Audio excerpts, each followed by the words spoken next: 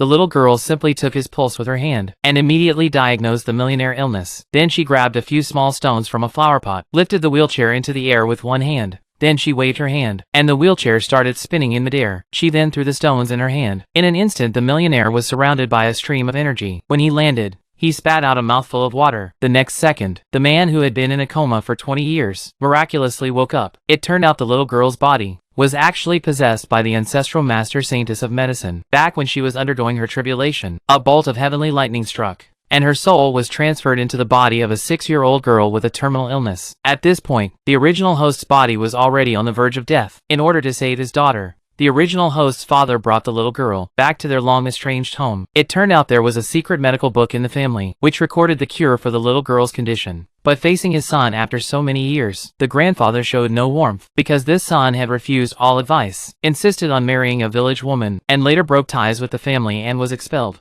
Though the family still looked down on the two, the man still pleaded with his father to help his daughter. At that moment, the millionaire came over. Everyone was shocked to see him. The millionaire said the little stones had healed him. Seeing this, the grandfather concluded that whoever healed him must be highly skilled in medicine, and ordered his people to find the healer. But the little girl said no need to search. I am standing right in front of you. The millionaire thought she was joking. The grandfather said the medical book would be the prize for the champion of the medical competition. If you want to read it, you will have to earn it. He meant to discourage them, but it turned out to be exactly what the girl wanted. The next day at the medical competition, the man did not dare let the little girl compete, so he chose to go up first. Although he had not practiced medicine in years, he had once received the family's true teachings, so he easily passed the first test, which required diagnosing a patient's illness behind a screen. But the second test required curing 3 patients within 7 needles. As the man inserted the needles, the little girl secretly used some of her power to help him successfully cure the patients. But when it came to the third patient, the man had just placed the first needle, and the patient suddenly went berserk, then stood up and picked up a tile from the ground to take the man hostage. The family members showed no intention of helping. As the patient became more uncontrollable, the little girl quickly gave the man instructions. As the man broke free from the patient's grasp, the girl timed it perfectly, tapped his acupoint, passed on her inner force, and recited a spell. The patient suddenly returned to normal.